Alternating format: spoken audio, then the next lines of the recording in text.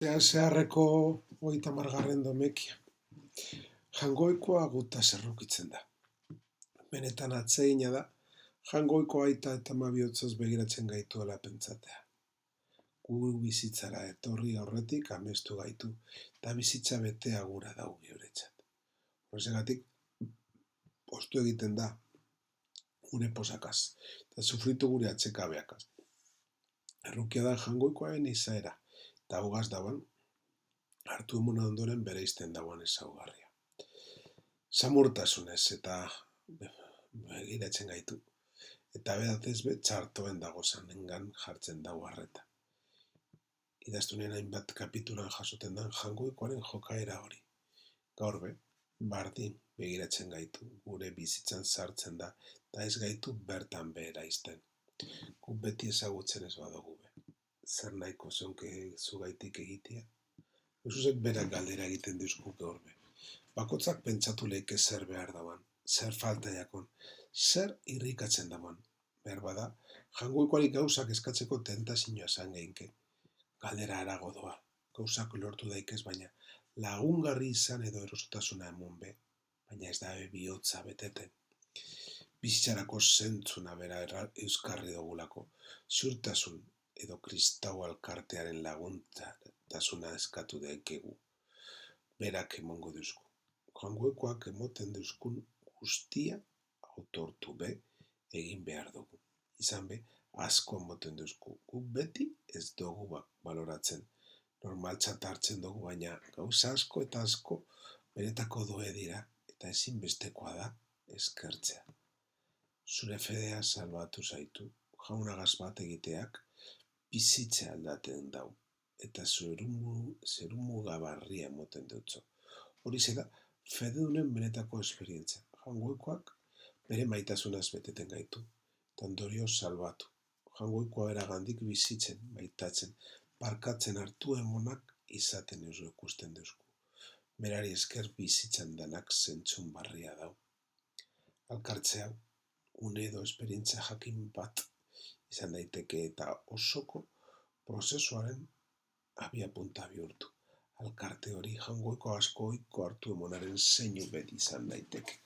Eleiza jaunagaz bat eginda, fedean hasi gura daben, eta Jesusen misioari jarraipen emon gura deutzena familia da.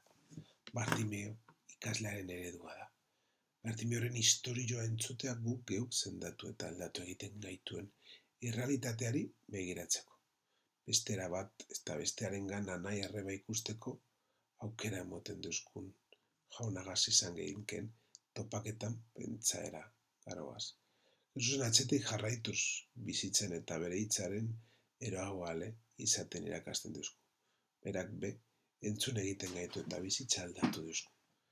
Benetan eskerrak emoten behar dautzago jangoikoari, gure begirada sendatu, eta maitasunen aginduaren bizitzen erakustea gaitik. Guztidun betiko, zendotu dugan sinesmena, esperantza eta maitasuna, eta izu agindu duzkusuna lortu alizateko, maitatu da egolazuk agindua. Otoitxoretan 3 virtute teologala aurkitzen doguz, eta bakontzarentzat eskaera bakarra egiten dugu. Jangoikoak gure egunerokotasunean areagotu daizala. Jangoikoaren greziatik bakarrik sakondu daikegu fedearen, itxaroperaren eta karidadearen doaietan. Hori da, jangoikoaren promesetan bizitzea lortzeko modu bakarra. Eta holan, ikusi alizateko jangoikoaren aginduak, ez dira hala beste sama bat, baizik eta postasunean fedean eta jangoikoa gugaz jarraitzen daualako itxaropenaren bizial izateko mapa bat. Baita guztizuna, begitu zuri jaun handi horri ekarri deutzu guzan doai honei. Eta gizu, gure zerbitzuaren adierazpen dan eskaintza hau heldu da iazugana, eta goratu dagiala zure izena. Oparien gaineko toitzean, aldarera aurkezten ondoren, jaunari eskatzen dutzagu begira ditzala.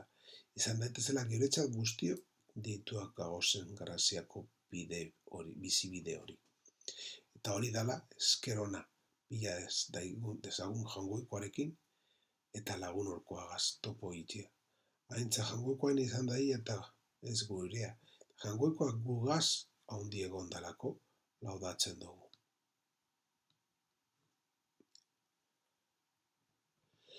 Zu bakotzari eta nori bere orduan emoten dutzazu dagokiona, eta zure leizia miragarriro zaintzen duzu eta zuzentzen. Zu beti diarduzu Espiritu Santuaren indarrez eleizari laguntzen. Uste hona beti zeugan jarririk. Estualdian eten barik otoitz egin dizun, eta posaldian eskerrak emon, Jesu Kristo gure jaunaren bitartez. Jangoikoaren espirituak gidatzen gaitu. Eta jo evangelioan moduan, Bartimeo Kristore hoi egitera gidatzen dago. Horregatik une bakotzean espirituak gidatzen gaitu. Eta gutako bakotzari gehien komenin jakona ematen duzku. Agian, ez nahi dugun abiaduran, baina beti jangoikoagandik sortzen dan jakinduriarekin. Jakinduria horrek gidatzen dago eleiza, une-unean munduak jangoikoaren ahotsa entzuterakoan planteatzen dauazan beharrak eta arronkei erantzuten saiatzeko. Honezegaitik, guztigaitik otoitzagian, munduarentzat ezertarako balio ez dagoana. Jangoikoarekin harremana jartzeko eta munduan daukaguzan sinesmena testigantza emateko, dugun modu da guretzat. Jauna, gure fedearen sakramentu honek egin dagiela gugan berak adierazoten dagoena. Orain irudiz egiten duguna, gero egiaz eta bete-betean hartu daigun. Eukaristia maitzeko jangoikoagari eskatzen dautzagu egiten duguna izan daitela guretzat deituritako osotasun hori. Zeruko bizitzaren ospakizunare gigaroteko sakramento ospakizuna baino. Orain daukaguna eta ospakizun liturgikoan sakramentoan daizuela egun baten, jangoikoaren gutako bakontzaretat sortzen dan errealidadean ikus daizuen.